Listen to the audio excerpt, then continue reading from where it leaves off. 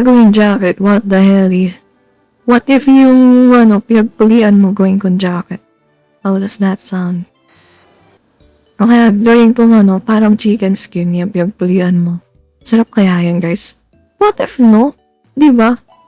Tuwing summer, lagi nagpapatuloy yung mga bata, diba? What if?